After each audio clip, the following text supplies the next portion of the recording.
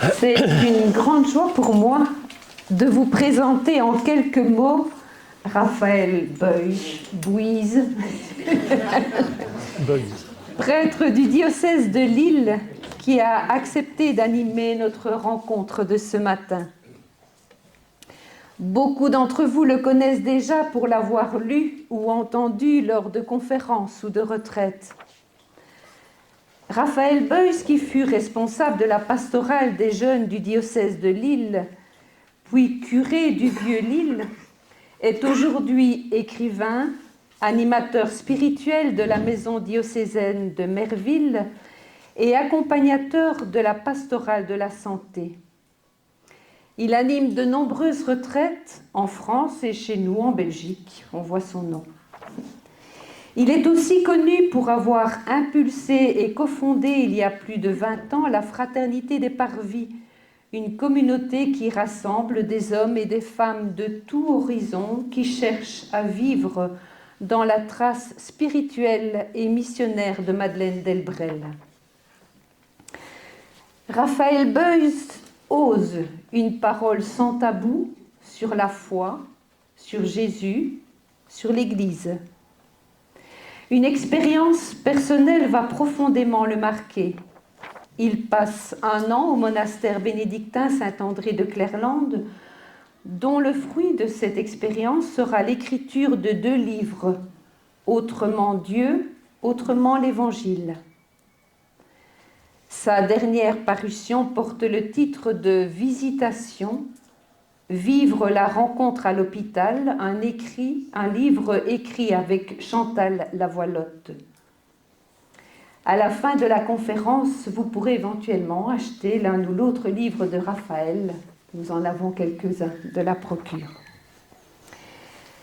Pour notre rencontre de ce matin, nous lui avons demandé d'envisager son intervention dans le prolongement de la conférence donnée l'année dernière par notre cardinal Joseph de Kessel, rôle de l'Église et de la vie religieuse dans la société moderne. Le père Raphaël a proposé de mettre sa grande amie de cœur, Madeleine Delbrel, à contribution. Oui, ce matin, nous attendons Madeleine. Elle a des choses à nous dire.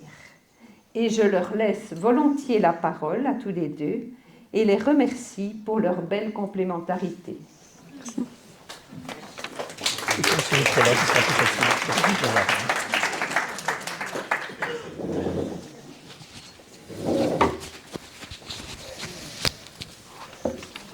Il y a 2 gobelets, un pour Madeleine et un pour moi. Voilà, bonjour. Bonjour. Je suis bien heureux de passer la matinée avec vous et de venir vous partager un peu ce que j'ai entendu de cette femme-là, Madeleine Delbrel, que je n'ai pas connue, hein, bien sûr. Elle est décédée quand j'étais petit garçon, mais j'ai découvert ses écrits il y a à peu près 25 ans, en faisant une retraite au Carmel de Mazille, en Bourgogne. Et souvent, quand on fait une retraite, on arrive avec des livres. Hein. Ça nous protège un peu, quoi. On se fait comme ça des petits remparts avec des livres. Et si la parole de Dieu, elle nous touche trop, on se barricade derrière nos livres. C'est toujours pratique. Mais là, j'avais rien du tout. Et puis, il y avait dans la chambre un livre de Madeleine. Il y avait La joie de croire. Et voilà, j'ai lu ce livre et voilà, ça m'a beaucoup parlé. Et puis depuis, on ne se quitte pas. Voilà. Voilà. On raconte que Madeleine, dans les années 1930, elle est allée voir l'évêque de Paris avec quelques-unes de ses copines, avec qui elle rêvait de fonder une petite communauté. L'abbé Lorenzo, qu'elle connaissait, lui avait dit « Écoutez, moi, c'est une question qui me dépasse, moi je ne sais pas faire ça, il faut aller voir Monseigneur. » Alors elles sont allées à l'évêché de Paris, elles ont rencontré l'évêque, elles étaient toutes impressionnées de rencontrer son éminence. Mais alors l'évêque, elles ont expliqué un peu leur affaire, et puis l'évêque leur a dit « Mais en fait, mademoiselle, vous voulez vivre en communauté, suivre l'évangile, vous voulez devenir religieuse ?» Ah non, non, pas du tout. Pas du tout, elle a répondu. Alors peut-être vous pensez vous marier Ah non, non, pas du tout. Alors l'évêque leur a dit, raconte Madeleine, mademoiselle, vous êtes inclassable. Voilà. Mais il leur a dit, je ne comprends pas tout à fait ce que vous avez envie de vivre, mais je vous fais confiance. Et ça, c'est très intéressant.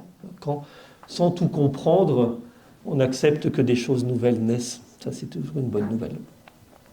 Alors c'est vrai qu'elle est assez inclassable, Madeleine, parce que cette petite femme que personne n'aurait reconnue dans la rue, elle n'a pas fait grand-chose d'extraordinaire, elle a rien fondé qui ait duré, elle n'a pas fait de miracle, ce qui bloque un peu pour sa canonisation. Voilà. En tout cas, 60 ans après sa mort, il apparaît que cette femme, elle a des choses à dire aux hommes et aux femmes d'aujourd'hui. Et j'ai l'impression qu'elle peut peut-être dire des choses aussi à la vie religieuse, parce qu'elle a su déployer, cette femme, dans une vie séculière, quelques-unes des couleurs de l'Évangile, qui sont sûrement pas étrangères à ce que vous essayez de vivre, vous, dans des instituts religieux. Et j'ai l'impression qu'elle a esquissé une valse à 4 temps, au pays de Jacques Brel. Alors il faut, j'attends Madeleine, et puis la valse à 4 temps. Bon. Et peut-être que cette danse, ça vaut le coup de la vivre ensemble. En tout cas, Madeleine, elle a écrit un jour, il y a des gens que Dieu prend et met à part. Vous connaissez ce texte, ça a été un des grands textes de Madeleine. Il y a des gens que Dieu prend et met à part, et il y en a d'autres qu'il laisse dans la masse, qu'il ne retire pas du monde. Ce sont des gens qui font un travail ordinaire, qui ont un foyer ordinaire, qui sont des célibataires ordinaires, des gens qui ont des maladies ordinaires, des deuils ordinaires, des maisons ordinaires, des vêtements ordinaires. Ce sont des gens de la vie ordinaire, des gens que l'on rencontre dans n'importe quelle rue, et ils aiment, ah ça c'est magnifique, mais vous aussi, ils aiment la porte qui s'ouvre sur la rue comme leur frère invisible au monde aime la porte qui s'est refermée sur eux. Et nous autres gens des rues, nous croyons de toutes nos forces que cette rue, que ce monde où Dieu nous a mis est pour nous le lieu de notre sainteté. Et nous croyons, une parole magnifique, nous croyons que rien de nécessaire ne nous manque, parce que si ce nécessaire nous manquait, Dieu nous l'aurait déjà donné. Dieu nous l'aurait déjà donné. Autrement dit, pour Madeleine, ce qui est très fort, c'est que c'est vraiment la vie ordinaire qui est le lieu privilégié de l'expérience de Dieu. Et ça, c'est plutôt une bonne nouvelle, parce que pour elle, et je la cite en disant ça, elle dit « Nous n'avons pas à essayer d'escalader le paradis ». C'est pas ça le but. Il ne s'agit pas d'escalader le paradis, mais il s'agit de laisser le paradis descendre jusqu'à nous et nous creuser à sa taille. Ah, voilà une perspective qui devient intéressante. Et j'ai l'impression que tout est dit là, et voilà, la conférence peut s'arrêter ici. Voilà. Je vous propose ce matin donc de vous parler un peu de Madeleine, et puis de la laisser nous interroger. Et pour en savoir davantage, retenez 3 chiffres, 3, 6, 9. Voilà, ce sera les 3 chiffres du jour, avec un numéro complémentaire au loto, le numéro 2, numéro complémentaire. Alors 3 comme 3 grandes intuitions, ou 3 comme 3 grands passages dans la vie de Madeleine, ou bien comme 3 Pâques successives qui ont marqué cette femme. Et puis 6 comme 6 intuitions qui me semblent être pertinentes pour la vie religieuse, mais aussi plus largement pour toute l'Église. Et puis 9 comme 9 petits clins d'œil que je la vois nous faire. Voilà. Et puis donc numéro complémentaire, le 2, tout simplement le 2 comme 2 dates, 1904, 1964. Voilà. Madeleine, elle est née au début du siècle dernier. Elle s'éteint 60 ans plus tard, encore bien jeune, mais complètement usée. Complètement usée. Madeleine, elle avait une petite santé. Elle meurt un soir en s'effondrant sur sa table, complètement usée, voilà, ayant donné sans doute au-delà du raisonnable, et sans jamais rien compter et sans jamais se ménager. Et moi, je vois dans sa mort toute jeune, en tout cas pour moi, je vois dans sa mort toute jeune comme un premier clin d'œil qu'elle nous fait, Madeleine. Moi, je l'entends nous dire ne laissez jamais la vie, les engagements, les responsabilités vous épuiser. Et Dieu sait que ça nous menace terriblement. Enfin, je ne sais pas si c'est comme ça chez vous, mais ça nous menace terriblement quand même. Si nos responsabilités, si nos engagements dans des communautés ou des instituts, ça nous fatigue, bah, si ça nous fatigue, c'est plutôt une bonne chose, quoi. Hein, quand on se fatigue, on se repose et puis on... Mais quand ça vient à nous épuiser, là, on n'est plus tout à fait du côté de l'Évangile. On est plutôt du côté de l'héroïsme. Et je n'ai pas l'impression que ce soit ça que l'Évangile nous propose comme chemin de vie. Dans l'Église, on n'a pas besoin de héros. On n'a pas besoin de héros. Et moi, j'ai l'impression que sa mort prématurée, là, c'est un clin d'œil. Comme une invitation à veiller sur nous, quoi. À veiller sur nous. Ne pas nous laisser épuiser.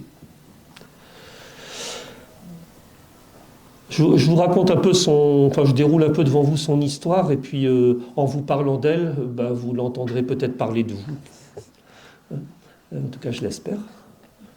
Alors, d'abord, la famille de Madeleine Delbrel, c'est vraiment l'assemblage des contraires. Ah, chez vous aussi. Chez vous aussi. Madeleine, elle naît avec un père...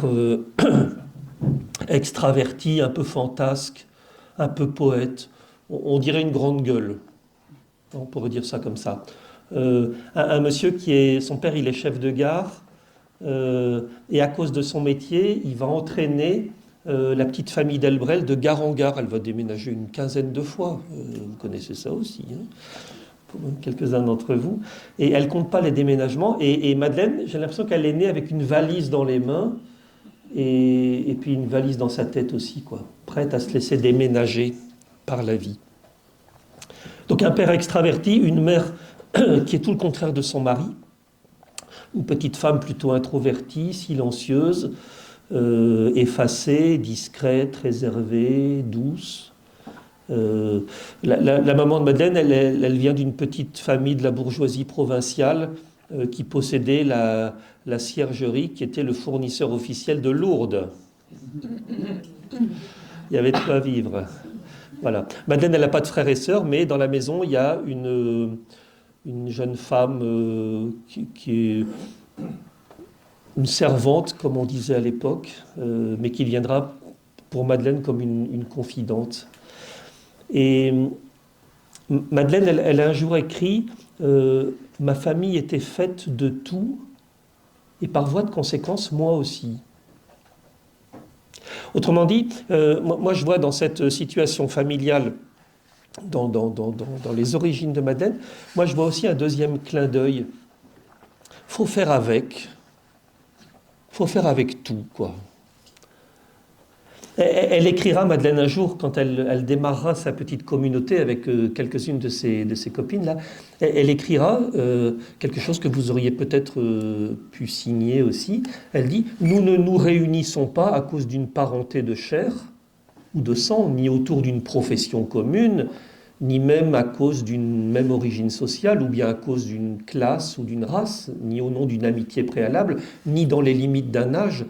Il en résulte que nous ne devons pas compter sur ce qu'apporterait à notre vie en commun les instincts familiaux, la similitude d'éducation, la sympathie des tempéraments, les compréhensions affectives, l'imprégnation des mêmes faits contemporains. Nous ne pouvons compter comme base et comme nerf de notre vie en commun que sur la charité fraternelle. » Voilà ce qui nous rassemble. Dans une grande diversité, la charité fraternelle sans laquelle il n'y aura rien. Et le mot charité, c'est un mot qui va courir dans toute l'œuvre de Madeleine, dans tous ses écrits et dans toute sa vie. Voilà. Elle va écrire aussi beaucoup sur la difficulté de faire communauté. Elle écrira des pages toutes empreintes de réalisme. Elle dit « Dans aucun passage de l'Évangile, notre Seigneur ne nous conseille d'être les uns pour les autres des instruments de pénitence. Il s'en réserve le soin. » Bon, moi, je vois que ça fait réagir. Voilà. Ce qui nous est demandé, ça c'est magnifique, ce qui nous est demandé, c'est de nous aider à être bons comme des enfants du bon Dieu. Voilà, c'est de faciliter l'éclosion de ce qu'il est déjà. C'est de nous aider à nous détourner du mal en le traitant pour ce qu'il est réellement, c'est-à-dire pour rien. Voilà. Alors Madeleine, elle est élevée dans la foi chrétienne du début du XXe siècle, elle prépare sa première communion, elle a son petit cahier de catéchisme, on l'a encore, ce petit cahier de catéchisme avec des petites fleurs, des petits cœurs, des petits... Bon. Et puis elle écrit « Mon Jésus, je t'aimerai toujours, je donnerai toute ma vie pour toi. » Et puis finalement, c'est l'enthousiasme de l'enfance. Et puis voilà au gré des déménagements, en 1916, Madeleine, elle arrive à Paris. Et c'est 1916, c'est la Grande Guerre. Et Madeleine, elle entend le soir son père qui rentre à la maison et qui raconte l'histoire des trains qui reviennent du front avec les soldats abîmés, avec les gueules cassées, comme on dit. Hein. Et s'ajoute à cela quelques décès familiaux et la jeune croyante toute frétillante, la petite fille qui avait fait sa première communion, tout ça. Bon, cette jeune fille, quand elle a 13, 14, 15 ans, elle commence à se laisser toucher par la violence du monde et sa foi est vraiment malmenée et ça lui devient vraiment difficile au regard de la souffrance humaine, de la bêtise humaine et de la mort de croire que Dieu existe vraiment. Alors Madeleine, elle écoute, elle accueille, elle regarde, elle cherche, et elle écrit. Alors elle a hérité de son père d'une capacité de mettre des mots sur ce qu'elle vit et sur ce qu'elle voit. Et elle écrit des poèmes, elle noircit des cahiers qu'on a encore là, c'est des cahiers avec une petite écriture dense, noire, serrée comme ça. Et à 17 ans, la petite croyante qui voulait tout donner à Jésus, à 17 ans, elle écrit « Dieu est mort, vive la mort ». À 17 ans, elle écrit ça « Dieu est mort, vive la mort ». Et elle a des paroles terribles pour une jeune fille de 17 ans. Elle dit « c'est pas la peine de s'aimer, puisqu'on va mourir. C'est pas la peine de faire des enfants, ils vont mourir. » Et puis les savants qui nous disent qu'ils font des progrès, oui, ils ont raison de le dire, mais la mort, elle se porte très bien. Et c'est beau parce que ça, c'est quelque chose qu'on entend aujourd'hui. Enfin, vous l'entendez, hein, devant la violence du monde, devant ces 1000 questions nouvelles qui apparaissent. Là, il y a des jeunes hommes et des jeunes femmes, et pas que des jeunes d'ailleurs, qui perdent pied, qui se demandent, mais est-ce que vraiment on peut croire en un bon Dieu dans une histoire pareille, quoi ? Est-ce qu'on a raison d'y croire, hein ?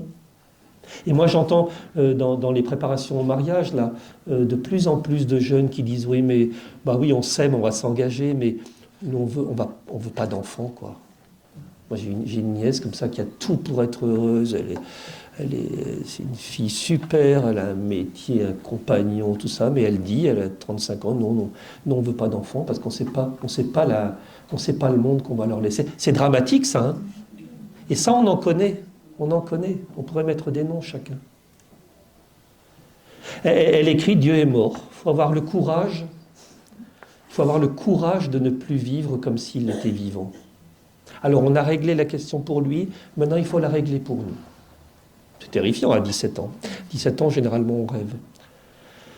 Elle dit « Il ne faut pas vivre comme des gens pour qui la vie est une grande chose ». Et ça, en lisant ça, c'est écrit dans les années 20, 22, quelque chose comme ça. C'est des paroles qu'on entend aujourd'hui, quoi. Mais décuplées, ces paroles-là. Elle dit, quand on va voir un malade, il ne faut pas lui dire adieu. Il faut lui dire à rien du tout.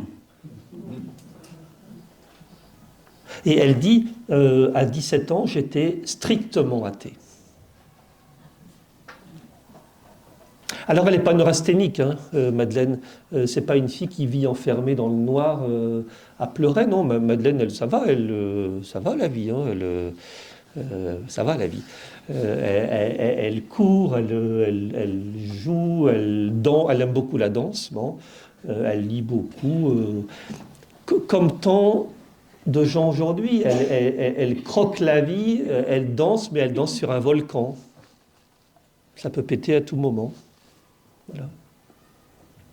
Et moi, dans ce trouble qui saisit Madeleine, moi je vois comme un troisième clin d'œil qu'elle nous fait, comme une invitation à écouter profondément ce qui nourrit le doute et les inquiétudes des hommes et des femmes d'aujourd'hui. On ne peut pas ne pas entendre que tant de nos contemporains sont déroutés, sont désarçonnés par les questions de la vie. On est dans une humanité qui étouffe un peu, une planète qui est malmenée, on ne sait pas bien vers où ça va.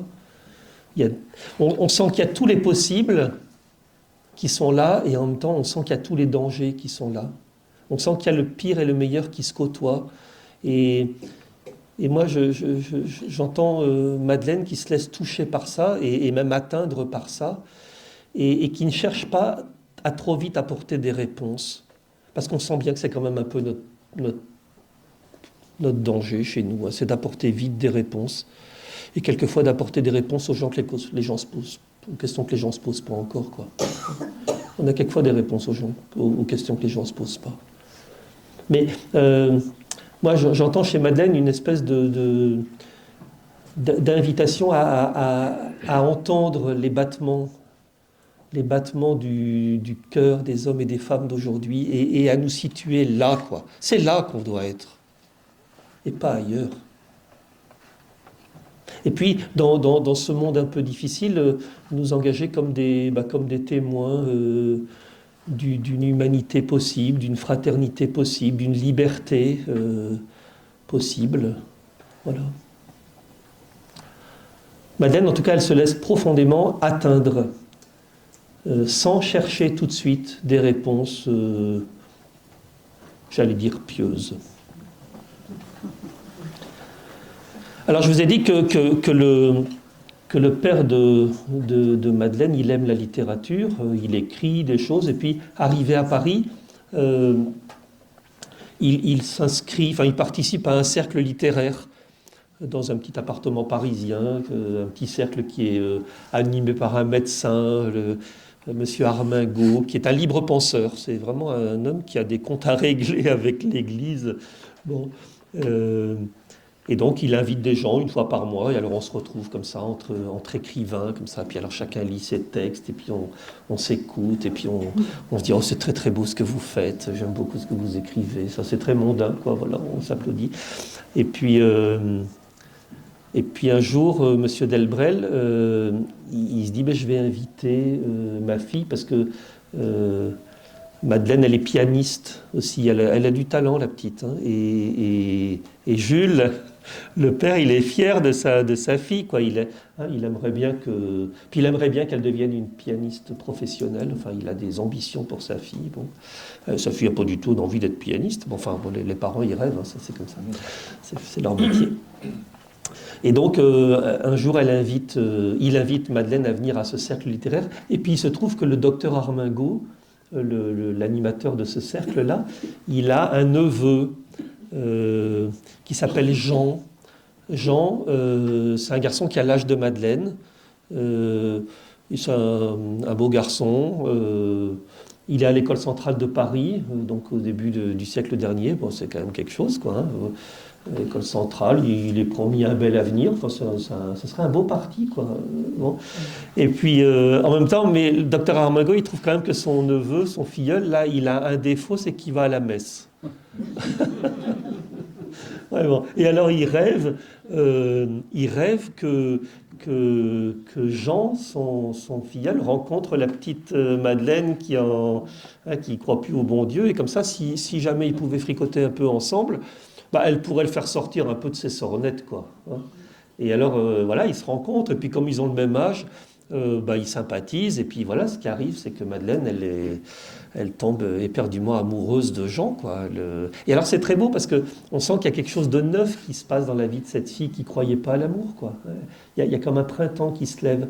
Et Jean aussi, et alors ils commencent voilà, ils sont amoureux l'un de l'autre, et puis ils vont faire du bateau à Arcachon, et puis mon oncle, il fait tout ce qu'il peut pour favoriser un peu les choses, la relation. Bon. Et puis en même temps, Jean, il a une autre idée, parce que donc c'est un garçon qui est chrétien, et puis il se pose la question de la vie religieuse. Alors il en parle à Madeleine, mais Madeleine, elle n'entend rien. Elle ne peut pas comprendre ça, elle est sourde. L'amour, ça rend sourd. Ça rend aveugle, il paraît, mais ça rend sourd aussi. Elle peut pas entendre ça.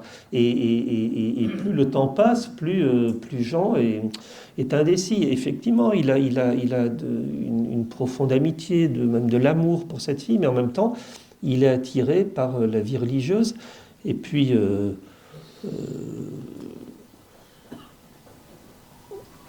quelques mois après leur rencontre, là, Jean, qui n'arrive pas à se faire entendre par Madeleine, il disparaît de la circulation et il entre chez les jésuites. Non, chez les dominicains. Chez les dominicains. Et pour Madeleine, c'est une brisure, quoi. C'est une cassure. Elle en fera une dépression. Elle sera hospitalisée pendant quelques semaines parce qu'elle est atteinte. Il y avait quelque chose qui se levait en elle. Elle est brisée dans cet élan. Et elle écrit, à ce moment-là, j'aurais donné tout l'univers pour savoir ce que je faisais là. Elle écrit ça. Et on en connaît des gens comme ça, hein, qui vivent cette rupture amoureuse là qui les brise. Et en même temps, c'est étrange parce que c'est dans cette heure-là que Dieu va faire son œuvre, quoi. Dans la fracture. C'est rare que Dieu fasse son œuvre avec des gens blindés. Il préfère plutôt la fragilité pour passer. Alors elle veut comprendre, Madeleine, elle veut comprendre pourquoi son Jean, il est rentré dans les ordres. Un autre, elle aurait compris, mais pas lui. Hein. Un autre, le fils du voisin, il aurait pu rentrer chez les dominicains, mais pas Jean quand même. Pas Jean. Alors elle va rencontrer tous les amis de Jean et elle cherche parce qu'elle est curieuse, elle veut comprendre. Cette fille, elle veut comprendre ce qui se passe. Et alors elle regarde, elle accueille, elle lit, elle cherche et dans la rencontre avec les amis de Jean qu'elle va rencontrer là, elle va passer du Dieu n'existe pas à comment je pourrais être sûr qu'il n'existe pas et comment je pourrais être sûr à et s'il existait. Et puis ces lectures vont faire qu'un jour elle écrit je ne pouvais plus honnêtement laisser Dieu dans l'absurde. Et en lisant et en réfléchissant, j'ai trouvé Dieu. Mais cette rencontre de Dieu, enfin c'est pas une rencontre, cette idée que Dieu n'est peut-être pas tout à fait absurde, ça reste quelque chose de très très intellectuel. Et puis voilà qu'en 1924, le 29 mars 1924, elle se met à genoux, on ne sait pas très bien où. Le curé de l'église Saint-Dominique à Paris dit « c'est chez nous que ça s'est passé ». On ne sait rien du tout de ça. En tout cas, le 29 mars 1924, là on est sûr de la date, Madeleine, elle est comme touchée. Elle dit « j'ai été et je demeure éblouie par Dieu ». 40 ans après, elle écrit ça. Quelques semaines avant de mourir, elle écrit un texte, elle dit « j'ai été et je demeure éblouie par Dieu ». Il y a 40 ans, il m'a ravi et je reste encore ravi de lui. Bon. Et ça, c'est la première Pâque de Madeleine. Elle a 20 ans. C'est le premier grand passage, c'est le premier grand bouleversement de la vie de Madeleine. Et elle reviendra souvent à cette expérience première. Ça, c'est intéressant aussi, peut-être pour nous, de revenir à nos expériences premières, ou de revenir aussi, et ça vous le faites sûrement beaucoup, de revenir aux intuitions fondatrices de toutes les congrégations. C'est revenir à la source, c'est tellement important. Alors, elle écrit, en lisant, c'est très beau ce qu'elle écrit, elle dit, en lisant et en réfléchissant, j'ai trouvé Dieu, mais en priant, j'ai cru que Dieu me trouvait, et qu'il est la vérité vivante, et qu'on peut l'aimer comme on aime une personne. Elle a 20 ans quand elle écrit ça. Et elle écrit un texte magnifique qui est digne de saint Augustin. Elle dit « Tu vivais et je n'en savais rien. Tu avais fait mon cœur à ta taille. Tu avais fait ma vie pour durer autant que toi, mais parce que tu n'étais pas là, le monde entier me semblait petit et bête. Et le destin de tous les hommes me semblait stupide et méchant, mais quand j'ai su que tu vivais, je t'ai remercié de m'avoir fait vivre. Et je t'ai remercié pour la vie du monde entier. » Alors, 20 ans, Madeleine, elle est comme éblouie par Dieu. Elle ne connaît rien du tout du Christ. C'est Dieu, une espèce de puissance de vie en elle qu'elle ressent. Alors elle se met à lire, Madeleine, et elle plonge dans les écrits de saint Jean de la Croix. Et les mots de Jean de la Croix, ça résonne en elle. Quand Jean dit « je crois, mais c'est de nuit », oh ben ça, elle sait ce que c'est, Madeleine.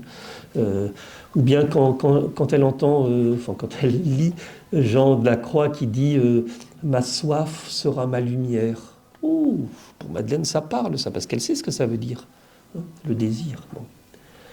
Et puis elle découvre aussi les écrits de Thérèse d'Avila. Et là, elle découvre que cette femme cloîtrée, c'est en fait une grande missionnaire, quoi. Et elle prend sa carriole et elle va fonder des monastères, des carmels un peu partout en Espagne. Bon. Et alors Madeleine, elle est comme touchée par ces deux grandes figures, et c'est intéressant de repérer ça. Et voilà, elle se dit, ben voilà, il n'y a plus qu'une solution, quoi, je vais entrer au Carmel. Voilà. Et sans doute qu'elle est animée par cette parole, quand on n'a pas tout donné, on n'a rien donné. C'est une parole qui est dangereuse. Hein. Parole dangereuse, on sait les dégâts qu'elle a pu faire, cette parole. Et puis elle peut justifier toutes sortes d'abus ou cautionner des soumissions un peu infantilisantes. Bon, en tout cas, elle rêve de tout donner. Voilà, je vais donner toute ma vie, je vais entrer au Carmel, et puis finalement, elle va être rattrapée par la vie. Et ça, c'est très intéressant dans l'expérience de Madeleine, parce que c'est toujours la vie qui rattrape. Son père devient aveugle, il sombre dans la démence, et Madeleine, elle se dit, si je rentre au Carmel, alors j'abandonne mon père et ma mère.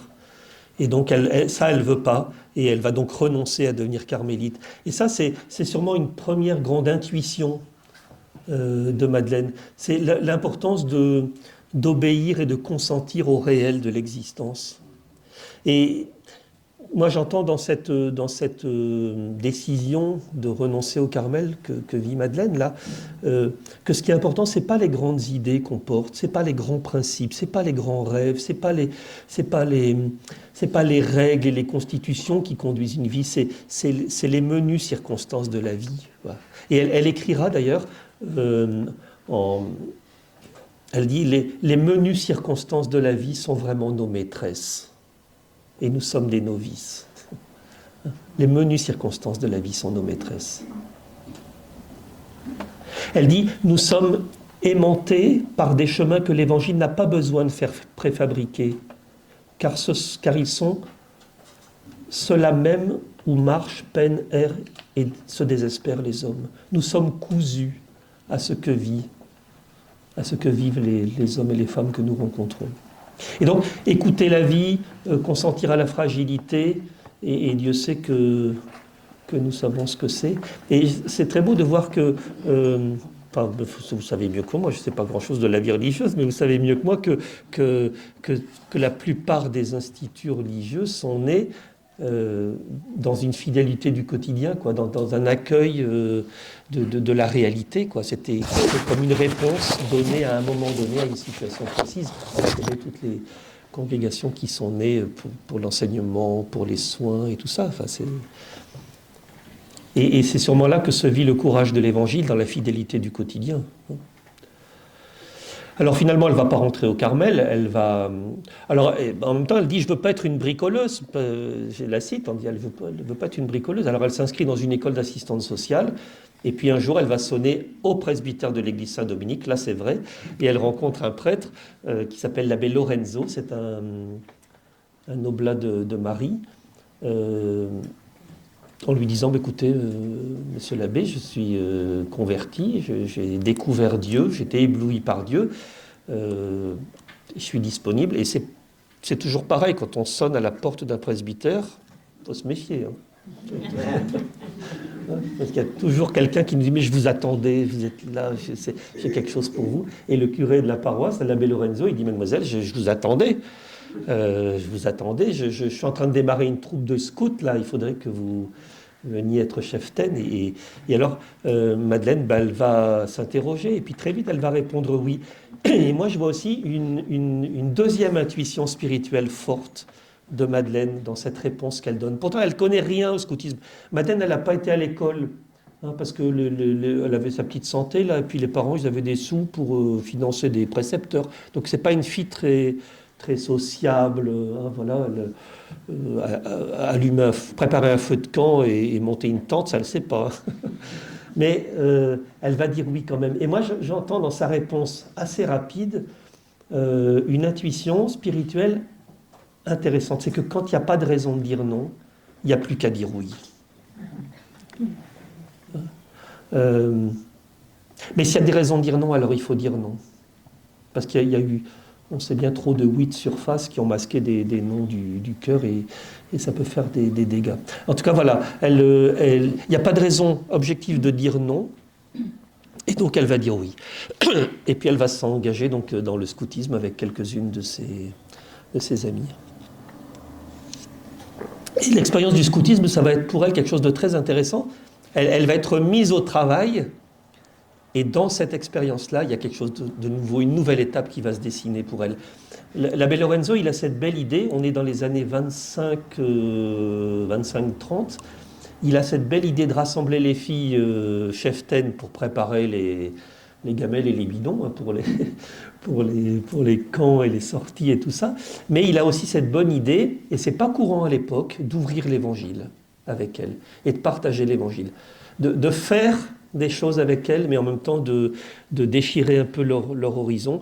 Et il ouvre l'évangile, et pour Madeleine, ça va être un bouleversement. Elle va découvrir, quand elle a 25 ans, donc 5 ans après sa conversion, que ce Dieu qui l'a ébloui, il a un visage qui est celui de Jésus. 5 ans. Patience de Dieu. Et bonheur du temps. Et bonheur du temps qui passe. Et elle dira de l'abbé Lorenzo, cet homme, il m'a enraciné dans la terre d'un évangile simple. Ah! Enraciné dans la terre d'un évangile. C'est lui qui a fait pour moi exploser l'évangile. Elle dira ça de lui. Et donc ça, c'est un deuxième grand passage, une deuxième grande Pâque de la vie de Madeleine, c'est l'évangile va devenir sa référence première. Et elle dira, un texte que vous connaissez sans doute, parce que c'est un des textes aussi majeurs de Madeleine, c'est l'évangile, c'est le livre de la vie du Seigneur, bien sûr, mais il est fait pour devenir le livre de notre vie. C'est un livre qui n'est pas fait pour être lu, c'est un livre qui est fait pour être reçu en nous. Quelle parole magnifique! Et dans chaque phrase de Jésus demeure la vertu foudroyante qui guérissait, purifiait, ressuscitait. Voilà. Et moi, je vois dans cette découverte, dans ce deuxième grand passage, dans cette deuxième Pâque de la vie de Madeleine, moi, je vois encore un autre clin d'œil qu'elle nous fait, Madeleine. C'est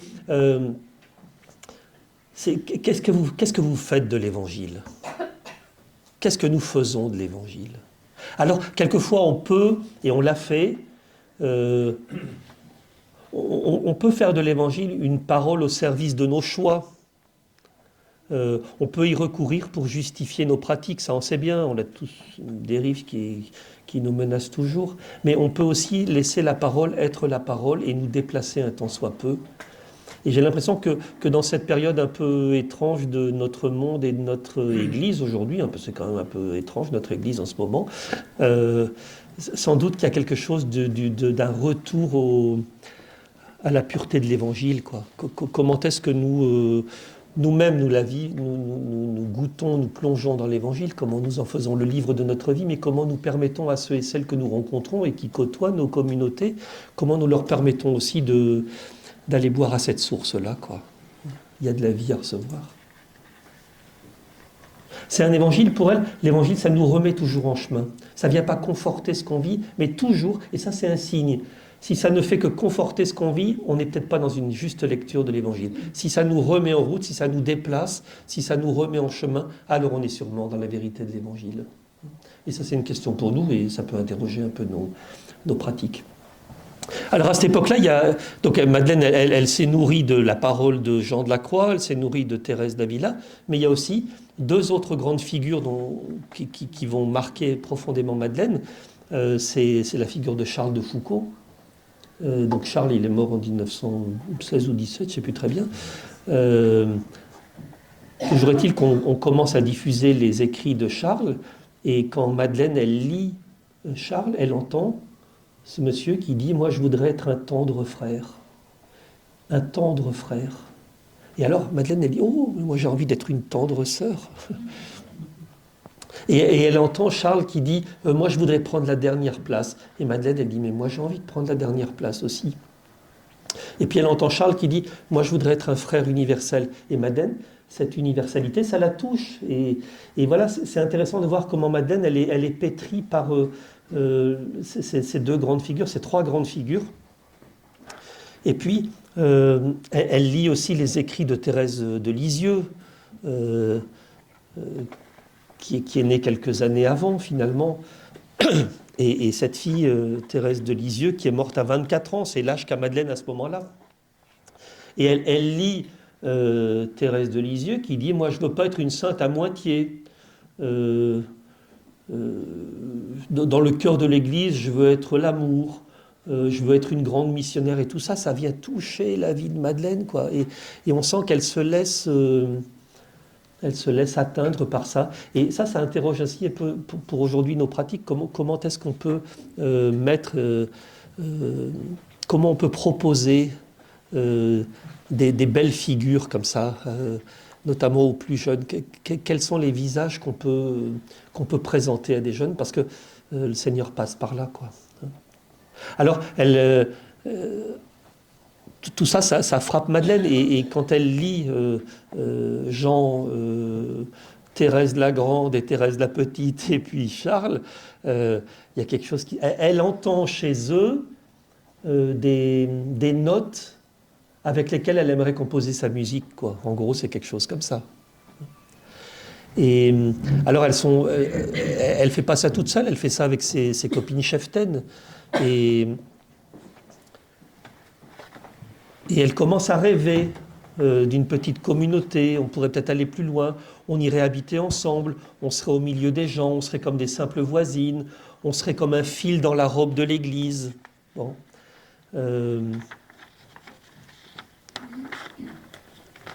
On voudrait demeurer en plein monde, être la présence de Jésus, être placé à un carrefour de vie, prête à aimer tout ce qui passe, et plus particulièrement ce qui est enténébré. Oh, quelle belle parole! Alors, elle en parle à l'abbé Lorenzo. L'abbé Lorenzo dit, écoutez, mademoiselle, ça c'est un peu compliqué. Et donc c'est là qu'elle va rencontrer l'évêque de Paris qui lui dit, écoutez, mademoiselle, je ne comprends pas bien ce que vous voulez vivre, mais oui, lancez vos filets à droite, quoi. On a toujours lancé à gauche, vous essayez de lancer un peu à droite. Et ça, c'est la troisième grande intuition spirituelle de Madeleine, c'est que le monde où nous vivons, c'est vraiment le lieu de notre sainteté. Et elle écrit, nous n'avons pas à chercher les beaux voyages imaginaires, mais nous avons simplement là où nous sommes à nous laisser trouver par lui dans la pauvreté d'une vie banale. Et donc, c'est comme une intuition de Madeleine, c'est avoir un a priori de bienveillance sur ce monde que Dieu aime. Alors elles sont une quinzaine de filles à rêver d'une petite communauté comme ça, et puis l'évêque leur a donné sa confiance en disant « Écoutez, oui, mademoiselle, vous pourrez démarrer quelque chose ». Alors elles commencent à rêver. On est en 1932, le temps passe, et puis plus le temps passe, plus les unes et les autres s'en vont. Et quand il s'agit de partir habiter dans la banlieue parisienne, sur proposition de l'évêque, plus le temps passe, moins elles sont. Et en 1933, la veille du départ, elles partent le 15 octobre, le jour de la fête de Sainte Thérèse d'Avila. Au moment de partir, elles ne sont plus 15, elles ne sont plus que 3. Et là, ça c'est quelque chose qu'on connaît aussi, ces affaires-là. Les départs, oh là là, mon Dieu, quelle affaire. Et donc, elles partent à trois, avec encore cette intuition, qu'est-ce qui nous empêcherait d'y aller, quoi? Qu'est-ce qui nous empêcherait d'y aller? Quand il n'y a pas de raison de dire non, il n'y a plus qu'à dire oui. Et elle écrit, l'essentiel, c'est pas d'être peu nombreux. Non, ce qui est grave, ça n'est pas d'être peu nombreux. Ce qui est grave, c'est de marcher comme des vieillards. Et ça, je trouve que c'est une parole vraiment à entendre pour nous. Voilà. Et donc voilà, on est en 1933, le 15 octobre, elles partent avec leur petite valise, là, et une statue de la Sainte Vierge sur le bras, et elles s'en vont à Ivry-sur-Seine pour, dit-elle, témoigner de la charité de Jésus qui n'a pas l'intention de s'arrêter en route. Et quand elles arrivent à Ivry-sur-Seine, alors là c'est vraiment un choc terrible, parce que elles voulaient venir porter l'évangile, elles voulaient venir au milieu des pauvres et des incroyants, elles voulaient évangéliser, et puis finalement, elles vont découvrir que c'est pas ça qui se passe, quoi. Elles vont se laisser évangéliser par ceux et celles qu'elles rencontrent. Et elles découvrent dans la ville d'Ivry, qui a en fait deux villes, il y a Ivry la catholique avec son curé, avec son église et ses équipes paroissiales et toutes les institutions, et puis à côté d'Ivry, il y a Ivry la catholique, il y a Ivry la rouge, quoi. Ivry, c'est la capitale du Parti communiste. Et donc, elle va découvrir qu'il y a une rupture vraiment, que chacun a peur de l'autre, quoi. Elle va découvrir qu'il y a quelque chose qui ne va pas dans cette situation. Alors elle dira, en parlant de la paroisse où elle était, parce qu'elle commence d'abord par habiter dans le petit quartier chrétien, elle habite dans une maison qui est attenante au presbytère, et elle dira, avec beaucoup de bienveillance, mais en même temps de la fermeté, la paroisse, ce petit troupeau heureux de sa foi, indéchiffrable à tout ce qui n'est pas lui. Et ça, il faut qu'on entende. Il faut qu'on entende ça, parce que c'est ça aujourd'hui. C'est ça aujourd'hui. Indéchiffrable à tout ce qui n'est pas lui. Et donc, ça va être un troisième grand passage pour Madeleine, une troisième Pâque. À 20 ans, elle est éblouie par Dieu. À 25 ans, elle découvre le Christ comme visage du Père. Et à 30 ans, elle découvre l'Église, qui est la présence réelle de Jésus au milieu des hommes et des femmes. Et là, il y a quelque chose qui va se passer dans son rapport à l'Eucharistie à ce moment-là. Parce que l'Eucharistie, c'était quelque chose de très important. Mais à partir de ce moment-là, elle va comprendre que ce qui lui est demandé, c'est d'être la présence réelle de Jésus au milieu des hommes et des femmes qu'elle rencontre, et pas seulement de la communauté chrétienne rassemblée, mais au milieu des communistes avec qui elle va fricoter pas mal. Et donc, moi, je vois ici encore une quatrième grande intuition spirituelle et missionnaire de Madeleine qui, à mon avis, n'a rien perdu de sa pertinence. C'est qu'il n'y a pas de lieu défavorable. Il n'y a pas de lieu profane. Parce que c'est toujours en nous que se fait la rencontre du Seigneur avec l'humanité. C'est en nous que se fait la rencontre du Seigneur avec l'humanité. Elle dit, Madeleine, nous n'avons pas le droit de choisir entre partir ou rester. Nous sommes tous le tout petit doigt d'un immense corps en marche. Et donc, elle écrit aussi, faire son devoir d'État, c'est accepter de rester là où on est, pour que le règne de Dieu vienne à nous et s'étende sur cette terre que nous sommes. Et elle dira dans un texte magnifique que je ne vais pas lire parce que ça serait trop long, mais qui s'appelle la liturgie des sans-office, que vous trouverez, sur Internet, on le trouve très facilement. Elle dit, Seigneur, attirez tout en nous, attirez-les tous en nous pour qu'ils vous y rencontrent. Elle écrit ça à la terrasse d'un café.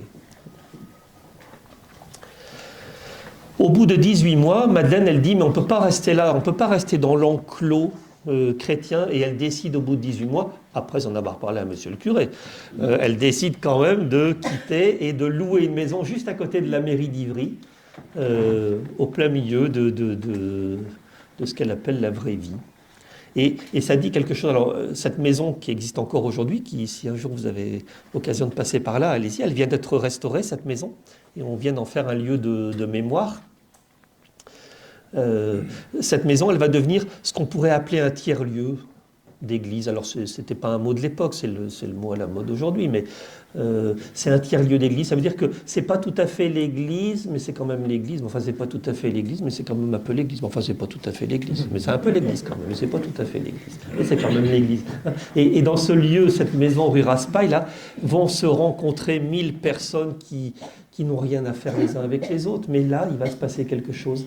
Et quand Jacques Leuve, qui était un bon copain de Jacques Leuve, une belle figure aussi de l'Église du XXe siècle, quand Jacques Leuve, quand il montait à Paris, quand il allait de Marseille à Paris, il allait dire bonjour à Madeleine, et il a un jour écrit, dans cette maison, il y avait une tendresse irradiée par une autre tendresse.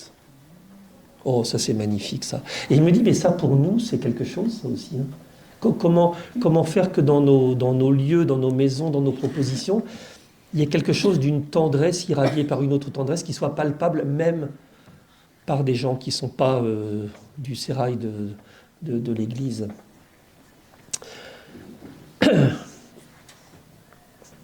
En fait, ce qu'on voit, c'est que Madeleine, elle est transfrontalière, quoi.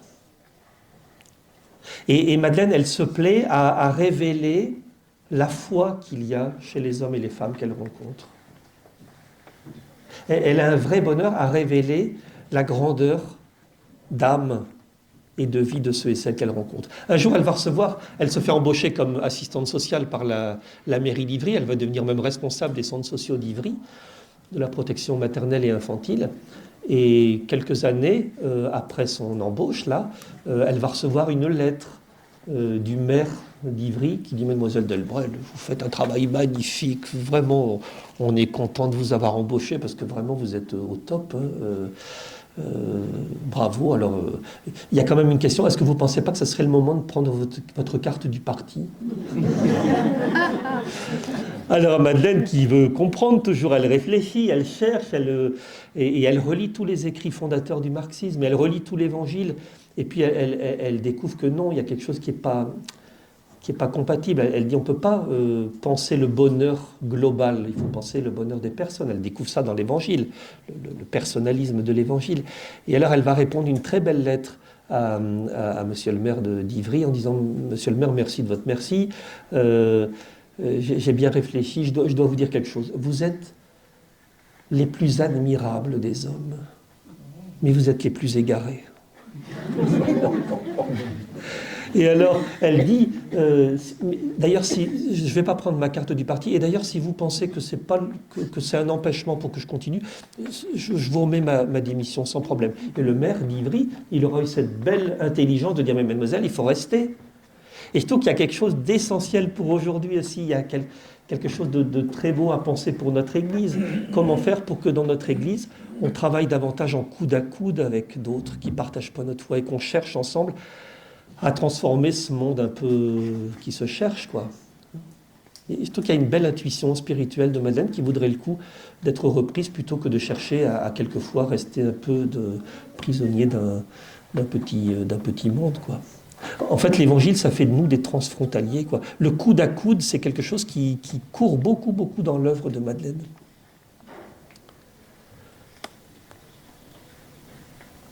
Et donc ça, c'est encore une fois peut-être le cinquième clin d'œil que Madeleine nous fait, c'est comment dans nos rencontres, dans nos communautés, comment nous gérons la différence, les idées nouvelles, les autres façons de vivre, de croire, de penser, sans chercher à les ramener à nous. Parce qu'on sent qu'il y a un danger quand même, c'est de ramener à nous, de ramener à la parole du parti, si on peut... Et elle écrit, Madeleine, il faut qu'on se mette dans la tête que l'unité n'est pas l'uniformité. Elle écrit ça. On a toujours plus ou moins la tentation de l'unité confortable où tout le monde aurait envie de tout faire de la même manière et en même temps. Elle dit, il faut essayer au contraire de voir la personnalité de chacun dans le Seigneur et s'arracher les idées toutes faites qu'on a des autres. Et moi j'ai l'impression qu'on perd quelquefois, enfin je parle pour mon diocèse, hein, pas pour vous, hein, quoique, non, mais c'est vrai, on a toujours j'ai l'impression qu'on perd une énergie considérable à défendre l'orthodoxie de nos institutions au lieu d'accueillir la vie nouvelle qui va, parce que la vie ça va, et de nous laisser un peu déplacer. Alors, la maison rue Raspail, là, le 11, comme elle disait, ça grouille de monde, il y a plein de gens qui viennent, il y a des réfugiés de la guerre d'Espagne qui viennent s'installer, il y a un monsieur qui est handicapé mental, il y a une dame qui est clocharde, comme on disait à l'époque, bon, et on rit, on fait la fête et tout ça. Et c'est vraiment une maison hospitalière. Et Madeleine... elle parle beaucoup de l'hospitalité, et moi c'est le 6e clin d'œil de Madeleine. Elle dit, l'hospitalité c'est que les autres ils soient chez eux, chez nous. L'hospitalité c'est que les autres soient chez eux, chez nous. Alors il y aurait 1000 choses à raconter, je vois que le temps passe, je suis un peu bavard, mais quand on aime on ne compte pas. Après la Seconde Guerre mondiale, c'est la naissance du courant des prêtres ouvriers. Madeleine, évidemment, grâce à son insertion dans le monde communiste, elle est très séduite par cette perspective-là.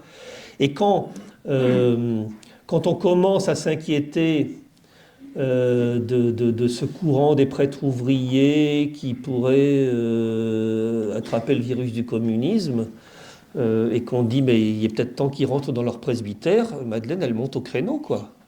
Alors elle va une dizaine de fois à Rome et elle rencontre les uns et les autres pour essayer de dire mais bon sang, ça c'est une intuition, c'est une magnifique intuition que des hommes ministres de l'Église aillent s'engager dans les usines, dans les fermes, travaillent à servir l'homme.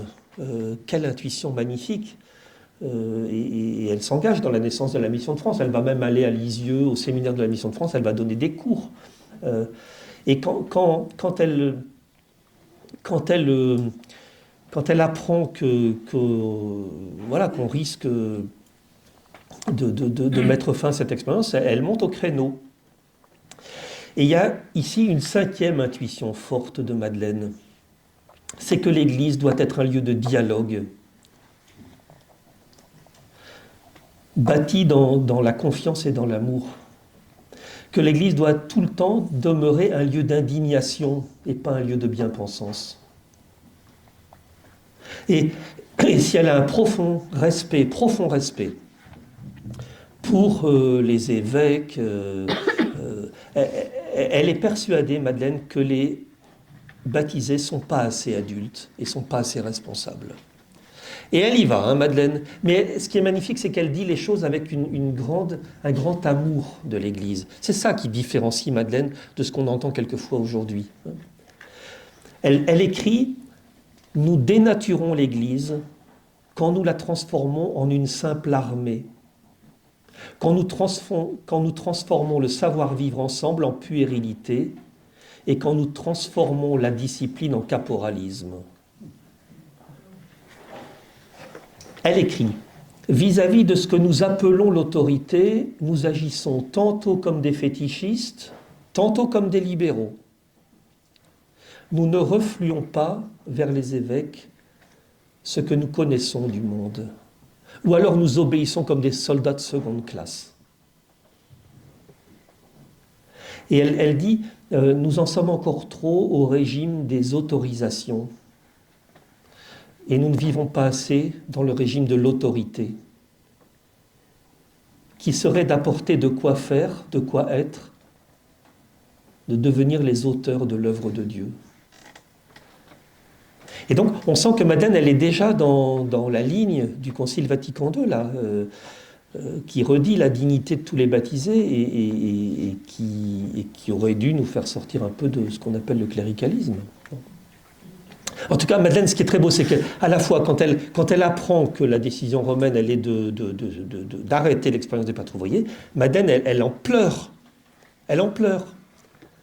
Mais la grandeur de Madeleine, ça va être de dire « je ne comprends pas cette décision, mais je reste ». Et elle écrit un texte magnifique. « L'Église, il faut s'acharner à la rendre aimable et il faut s'acharner à la rendre aimante. » Quel texte magnifique. Et donc, c'est un 7e clin d'œil que Madeleine nous fait, et qui n'est pas des moindres, comme une invitation à changer un peu de logique, un peu de sortir du régime des autorisations à demander ou à donner pour entrer dans une logique d'autorité qui autorise et qui rende chacun auteur de sa vie, quoi. Alors, si le temps passe, excusez-moi, je vais bientôt arrêter. Une 6e intuition lumineuse chez Madeleine, c'est l'importance du vivre ensemble. Elle sait bien, Madeleine, qu'on ne peut pas se passer de la communauté. Elle dit « Le témoignage d'un seul porte toujours sa propre signature. Mais le témoignage d'une communauté porte, si elle est fidèle, la signature du Christ. » Elle dit « Si nous vivons en communauté, c'est pour exploiter pour le monde une sorte de sacrement, la communauté comme sacrement. » Ça court beaucoup chez elle, l'idée de la sacramentalité de la vie chrétienne, hein, et de la vie religieuse aussi. Exploiter une sorte de sacrement, c'est assurer la présence de Jésus. Elle dit la vie en communauté est une allumette dont on peut difficilement se passer pour allumer le feu avec ceux qui nous entourent. Donc l'importance forte du vivre ensemble pour Madeleine, dans un grand respect des différences et en même temps dans une interdépendance les uns des autres. Un 8e clin d'œil de Madeleine, c'est une invitation qu'elle fait toujours à ses compagnes de vivre comme des adultes, autonomes dans les choix, mais toujours en communion. Une légitime autonomie et une nécessaire communion. Il y aurait des textes à lire, mais je ne vais pas vous les lire maintenant. Un 9e clin d'œil, et ce sera le dernier clin d'œil, c'est quand on lit les écrits de Madeleine, souvent on a le sourire aux lèvres. Parce qu'il y a beaucoup d'humour chez Madeleine. Et sûrement que ça, c'est quelque chose qui peut nous aider à vivre ce que nous avons à vivre. Elle dit, si des gens nous bousculent, nous le prendrons en riant, sachant que c'est toujours ce qui arrive en dansant.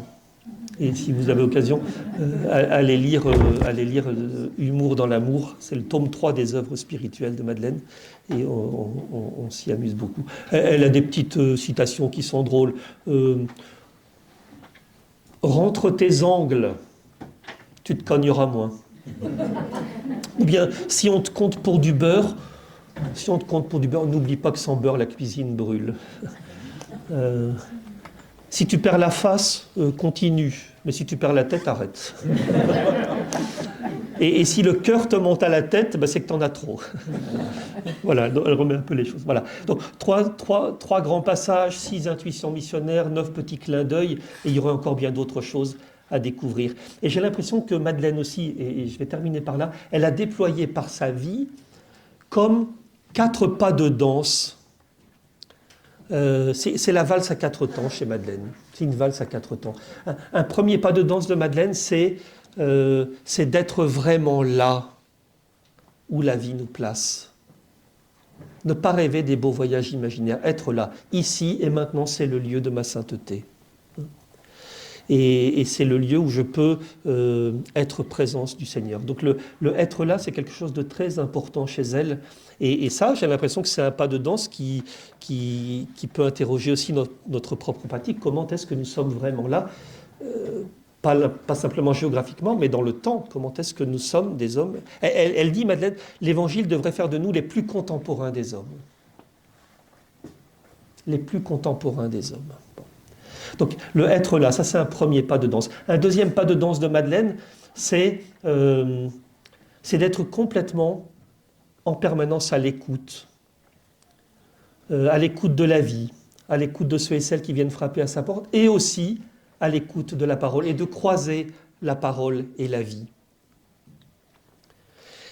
Cette capacité d'être vraiment là, cette capacité d'être à l'écoute et d'obéir, de consentir à la vie, elle tient ça de Jésus. Elle puise ça vraiment dans l'Évangile. Et quand on lit l'Évangile, c'est vrai qu'on s'aperçoit à quel point Jésus, quand il est là, il est vraiment là quelque part, quoi. Quand il est avec quelqu'un, il est avec quelqu'un, il n'est pas avec un autre. Ce n'est pas toujours notre cas. Bon. Un Seigneur qui est tout le temps à l'écoute des autres aussi. Madeleine, elle a vécu dans cette trace-là. Et puis, il y a une troisième un troisième pas de danse que Madeleine elle esquisse, c'est quelque chose de la vie simple, quoi. Elle dit la pauvreté, c'est pas intéressant, mais vivre simplement, ça c'est important. Et donc il y a comme une espèce de volonté chez Madeleine de toujours simplifier. Pas de rendre simpliste, hein, c'est pas ça, mais c'est de simplifier la vie. Elle parle beaucoup d'une vie d'être à âmes égales avec ceux et celles. C'est pas simplement du côté matériel, c'est aussi d'une façon d'être. Parce que c'est vrai que quelquefois, on peut avoir une foi qui est une richesse insolente. La foi, ça peut quelquefois être insolent pour ceux qui ont du mal à croire.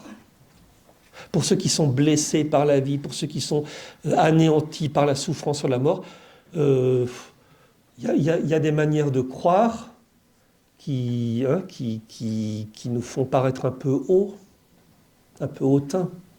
Or, chez Madeleine, c'est une nécessité, c'est de se mettre tout le temps à la taille de l'autre, à âmes égales. Elle dit, si on avance désarmé, alors les gens n'auront pas peur de nous. Avancer désarmé. Ça, c'est quelque chose qui vaut le coup de reprendre aussi à notre compte. Et puis, le quatrième pas de danse de Madeleine, c'est une volonté claire de faire exister l'autre, de ne pas ramener l'autre à elle. Madeleine, elle n'a pas cherché à convertir les gens qu'elle rencontrait. Il s'est trouvé qu'elle a rencontré des gens auprès de qui elle a risqué une parole, mais elle n'a pas d'abord cherché ça. Elle a d'abord cherché à être la présence simple et vivante de Jésus au milieu des autres. Et ça, elle le puise aussi chez Jésus, cette capacité de vivre simplement et pauvrement, et puis cette capacité de ne pas enfermer l'autre, de ne pas mettre la main sur lui. Et j'ai l'impression que ces 4 pas de danse, eh bien, ça a conduit Madeleine à danser sa vie. Alors on ne va pas le lire maintenant, mais il y a un très beau livre qui s'appelle Le bal de l'obéissance. Hein, vous irez le lire si vous voulez, mais un très beau texte où elle termine en disant « Mais Seigneur, venez nous inviter, quoi. Et venez nous inviter à reprendre ces 4 pas de danse. » Et pour Madeleine, dernière chose, c'est que vraiment, la vie chrétienne, c'est de chercher simplement à être la présence réelle de Jésus au milieu des hommes et des femmes. Pour elle, c'est aussi important que l'Eucharistie. Enfin, c'est pas aussi important, c'est le mouvement, c'est le mouvement même de l'Eucharistie qui fait que nous devenons la présence réelle de Jésus. Et ça, c'est bouleversant. Alors, ces 4 postures, le être là, moi, ça me fait penser un petit peu à la fidélité, à la stabilité, dans laquelle les religieux s'engagent, quoi, hein, stabilité, fidélité. Le écouter, consentir, ça fait penser à quelque chose de l'obéissance, voilà. Et puis le vivre simplement, ça fait penser à quelque chose de la pauvreté.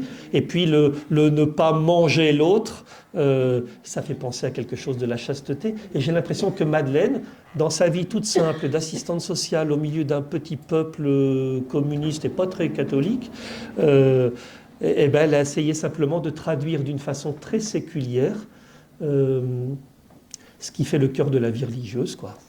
Et en ce sens-là, c'est une femme qui vaut le coup d'être approchée. Allez, j'arrête parce que j'ai plus de souffle.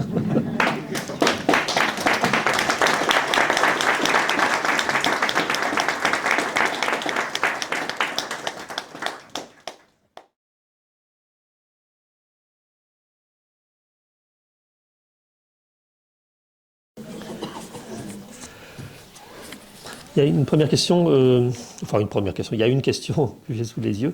Est-ce qu'il y a eu une continuité avec les compagnes de Madeleine? Non, ce que Madeleine a initié, hein, la communauté qui s'appelait la Charité, ça s'appelait d'abord la Charité de Jésus, et puis elle se dit, mais enfin la Charité de Jésus, c'est un pléonasme.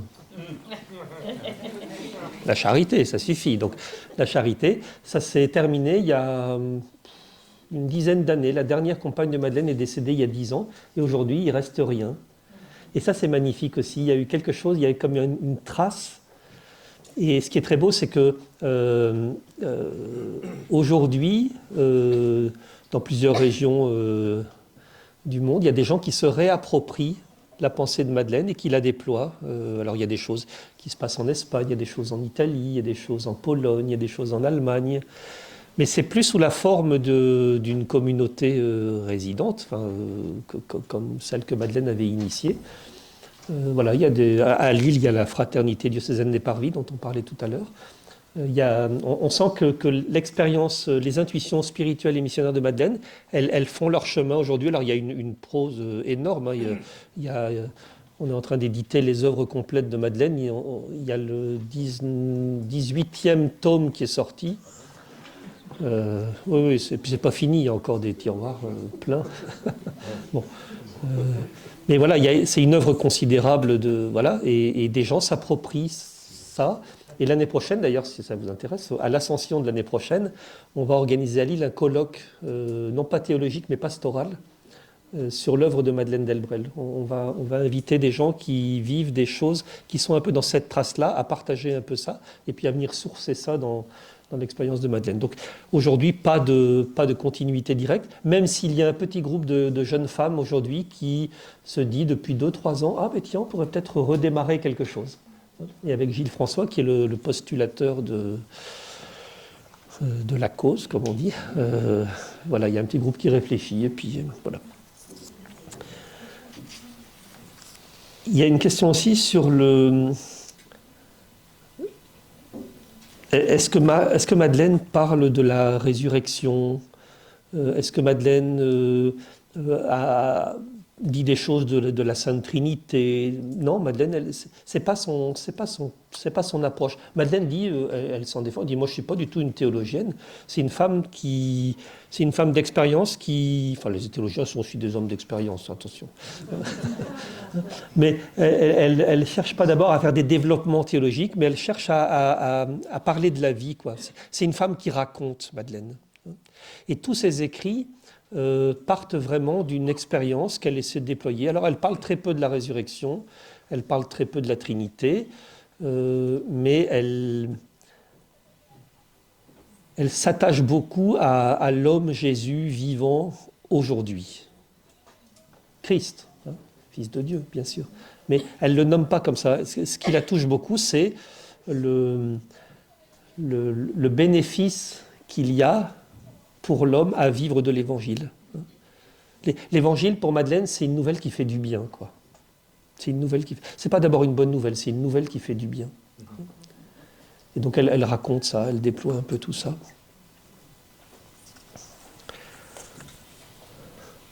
Elle parle aussi un peu de l'esprit qui anime tout être humain. Elle dit à un moment, Jésus il a dit aimez-vous les uns les autres, mais il a pas dit aimez-vous les uns les autres, sauf les communistes.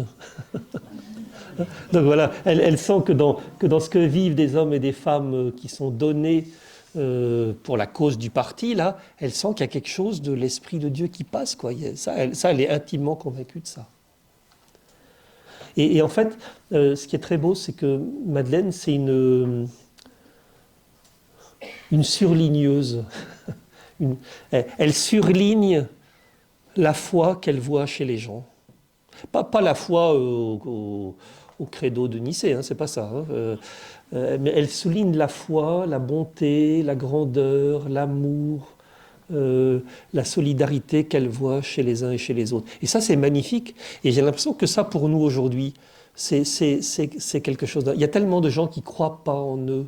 Il y a tellement de gens qui pensent qu'ils ne valent rien. Je suis un vaut-rien. Il y a tellement de gens qui pensent ça. Et peut-être que, moi, Madeleine, elle m'invite à surligner la foi. Elle tient ça de Jésus. C'est touchant de voir dans l'Évangile comment Jésus, il souligne la foi qu'il voit. J'ai jamais vu une foi pareille, même en Israël, j'ai jamais vu une foi comme ça. Oh, ta foi est grande, ou voyant leur foi. Bon. Madeleine, elle est de cette trempe-là, quoi. Elle souligne, elle surligne la vie et elle révèle à d'autres la grandeur de leur vie. Et quelquefois, ça vient toucher l'Évangile, mais pas toujours. Pas toujours. Une question aussi à propos de l'Eucharistie pour Madeleine. Alors Madeleine, c'est une femme qui était dans sa petite communauté là. C'était pas des liturges, hein, vraiment. Elles priaient pas ensemble tous les jours. Elles lisaient l'Évangile une fois par semaine ensemble. Le texte des Béatitudes, c'était le texte fondateur pour elles de leur petite communauté. Par contre, l'Eucharistie, on essayait d'y aller ensemble, autant que possible, à la paroisse, quoi. Ça, c'était vraiment pour elles une nécessité. Et alors, ce qui est très étrange, c'est que juste après la mort de Madeleine, donc dans les années 64, 70 ou 70, comme on dit, on a fait de Madeleine une espèce de militante sociale chrétienne, quoi. Et les premiers écrits qui ont été extraits de l'œuvre monumentale de Madeleine, c'est beaucoup des textes qui disaient son engagement social. Si vous allez à la mairie d'Ivry-sur-Seine, mairie communiste, il y a dans le hall d'entrée de la mairie une plaque à la mémoire de Madeleine Delbrel, militante sociale chrétienne. La mairie communiste. Donc il y a des liens très forts, encore aujourd'hui, hein, entre l'association des Amis de Madeleine et la mairie communiste. C'est encore très. La municipalité, enfin la ville d'Ivry est encore propriétaire de la maison de Madeleine. Et a signé sans aucun problème un bail amphithéotique pour que la maison soit maintenue. Donc ça dit quelque chose. Mais ce qui est intéressant, c'est qu'on a sorti les premiers textes de Madeleine à cette époque des années 68, là, une période un peu chamboulante. Hein. Et donc on a sorti essentiellement les textes missionnaires, les textes militants. Or, dans les années 2000, on a exhumé, si on peut parler comme ça, les textes mystiques de Madeleine. Parce que je crois qu'il faut plutôt dire que Madeleine, c'est une mystique chrétienne. Il y a une brûlure de Madeleine, elle est brûlée par l'Évangile. Ça, c'est absolument clair dans ses écrits. Et on s'aperçoit qu'il y a tout un développement de Madeleine à propos de l'Eucharistie et de l'adoration. L'adoration, c'était capital pour elle aussi. Mais quand elle allait adorer le Saint-Sacrement, elle avait le sentiment de se tenir devant celui qu'elle était elle-même au milieu des gens, quoi. C'est ça qui est très beau.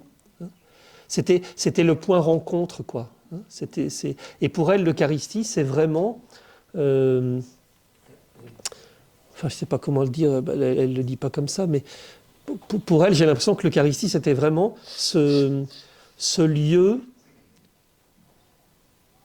où Dieu vient toucher le cœur de l'humanité, quoi.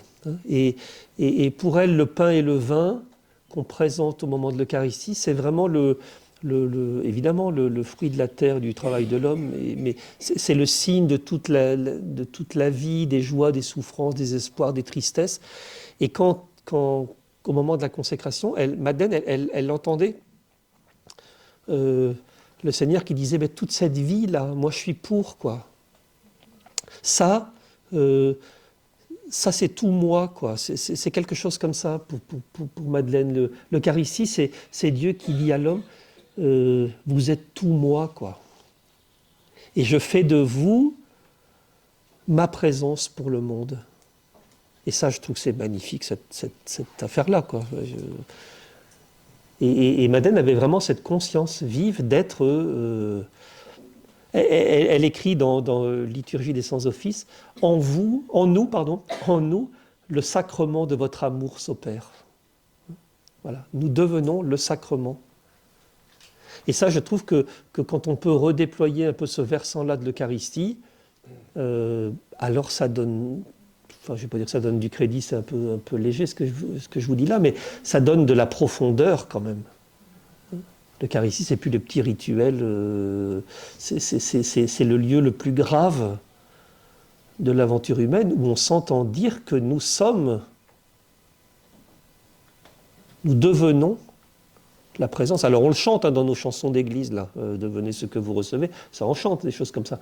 Mais il y a une gravité dans ce lieu eucharistique qu'on n'aura pas fini de mesurer. Et donc l'adoration pour elle c'était important parce qu'elle allait s'asseoir dans l'église et elle se tenait devant le Saint-Sacrement et elle contemplait ce qu'elle était appelée à devenir, quoi, du pain donné pour d'autres. Elle écrit, elle a un texte très beau sur nous. Nous devenons du bon pain pour d'autres, quoi. Ce qui est très beau aussi à propos de l'Eucharistie chez Madeleine, c'est que, alors chez Madeleine, tout est dans les signes, enfin dans ce qu'on voit. Hein. Madeleine, elle avait, comme on avait à l'époque, c'était pas Prions en Église, c'était le paroissien romain. Hein. Donc ce gros livre là. Mais chez Madeleine, ce livre qui était comme ça était devenu comme ça, quoi. Parce que ce livre, et ça en dit long, ce livre était truffé. Un ticket de métro sur lequel elle avait mis 3 mots, une image de première communion, une coupure de presse. Et puis, au fil du temps, ce livre qui contenait la parole, s'était amplifié par la vie, quoi. Et pour Madeleine, l'Eucharistie, c'était ce moment gracieux où la vie venait se laisser percuter par la parole. Et dans ce croisement, alors, elle entendait qu'elle devenait la présence. Et ça je trouve que c'est un versant de l'Eucharistie qui me semble vraiment essentiel.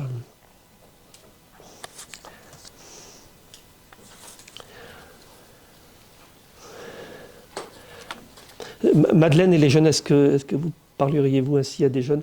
Moi, je suis touché parce que assez facilement, je parle de Madeleine ici et là. Et moi, je suis touché de voir que Madeleine, l'expérience de cette femme, elle touche des jeunes générations. Les gens qui ont 20, 30 ans, là, ils sont facilement touchés par Madeleine parce que, en écoutant son histoire, ils découvrent des choses de leur propre histoire. Madeleine, elle a connu une déception amoureuse, et combien de jeunes ont connu ça? Madeleine a connu la séparation de ses parents. Je ne vous l'ai pas dit, mais ses parents se sont séparés. Monsieur Delbrel, il a refait sa vie avec une autre femme. Madeleine, elle était meurtrie par ça. Madeleine, elle a dû subir l'adversité. Madeleine, elle a été marquée par la violence du monde, par la mort. Elle a été décriée. Elle a eu le sentiment à certains moments de ne pas être entendue. Et il y a beaucoup de jeunes qui vivent ça. Et ce qui est très intéressant, c'est que quand on déploie ça devant des plus jeunes, alors ils découvrent que Madeleine a su faire quelque chose de ça.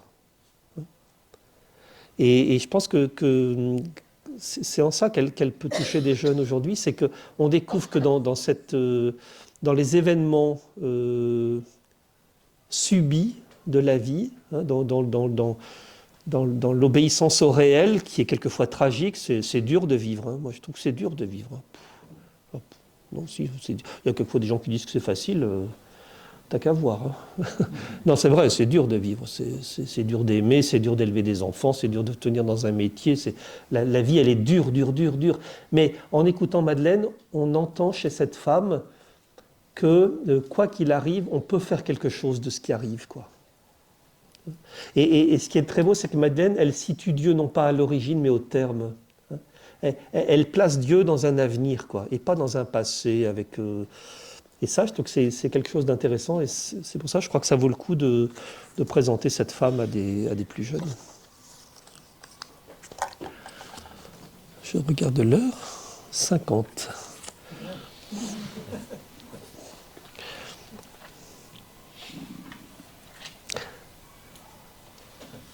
N'a-t-elle pas été épuisée aussi dans cette tension entre son grand amour de l'Église et ce grand, je sais pas quoi. Non.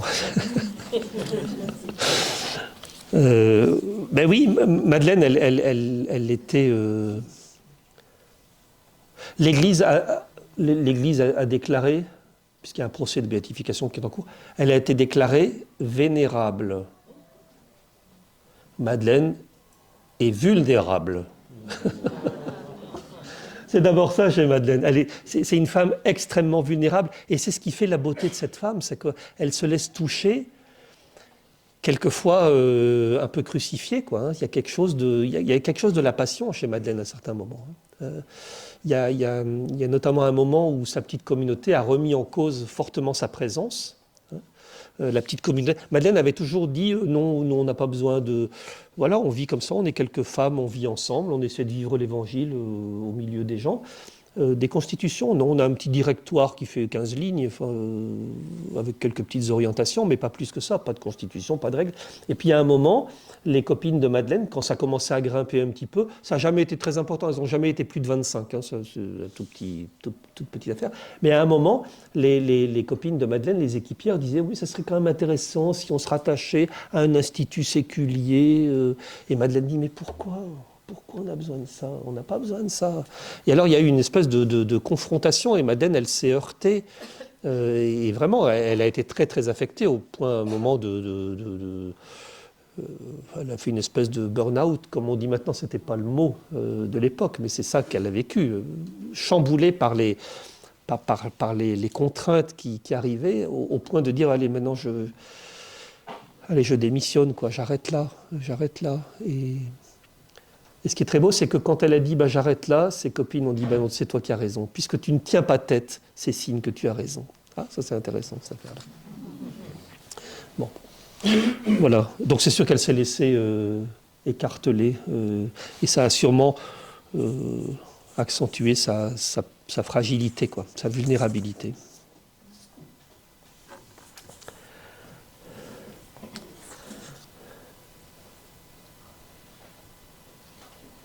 Voilà, je ne sais pas bien encore quoi. Les autres questions sont un petit peu dans le même. Mais il y a peut-être une autre question comme ça qui viendrait.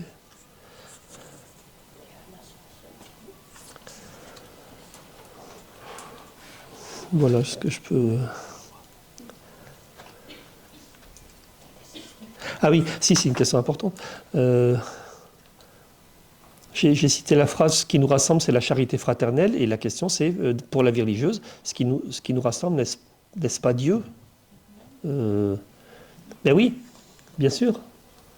Bien sûr que c'est Dieu. Le point de rencontre, c'est Dieu. Mais le souci, si on peut parler comme ça, le souci, c'est que Dieu ne s'expérimente pas ailleurs que dans la charité fraternelle, quoi. Si vraiment... voilà, il n'y a pas d'autre lieu de vérification de l'amour qu'on a pour Dieu que la charité fraternelle. Alors c'est un peu... On en sait tous quelque chose, hein, mais c'est le seul point de vérification de l'authenticité de notre démarche. Il n'y a pas d'autre critère que cela. C'est à l'amour que vous aurez les uns pour les autres qu'on reconnaîtra que vous êtes mes disciples.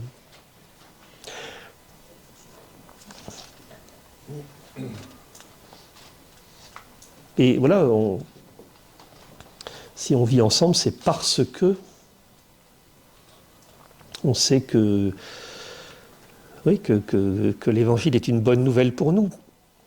Et cet évangile, on ne peut pas simplement le recevoir et le porter, ça se traduit forcément. Il y a une espèce de synthèse comme ça entre, je ne sais pas comment on pourrait dire ça, entre l'être, le dire et le faire, quoi. Tout ça c'est mêlé, ces trois mots qui vont ensemble dans l'expérience chrétienne, être, dire et faire. Et la communauté, elle est sûrement ce lieu de synthèse.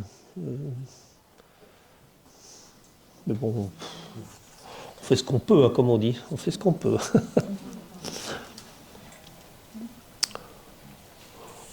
Voilà ce que je pouvais... Oui, pardon. Est-ce que, Raphaël, tu pourrais nous suggérer une lecture actualisée de l'œuvre de Madeleine, ou alors elle est en cours d'édition? Parce que moi, j'en suis resté à Nous autres gens des rues, Oui. Quelques textes qui ne me donnaient pas l'unité que... Oui. Merci, hein, parce Oui. que vraiment, c'était Oui. très, très aidant. L'unité que tu as donnée avec des Oui. points... Il n'y a pas de développement théologique à titre, il n'y a pas... Alors, il y a Gilles François qui a écrit des choses fort intéressantes avec Bernard Pitot, hein, Jeunesse d'une spiritualité notamment. Ça, c'est vraiment un travail sur la spiritualité de Madeleine. Enfin, c'est très, très fondé, très, très fouillé. Il y a... Alors, il y a la femme du Seigneur qui vient de sortir, je ne l'ai pas encore lu. Ah ben voilà, ah ben très bien. C'est une brique, hein. Oh là là. Mais voilà, je ne l'ai pas encore lu ce livre-là. C'est sorti il y a quelques mois.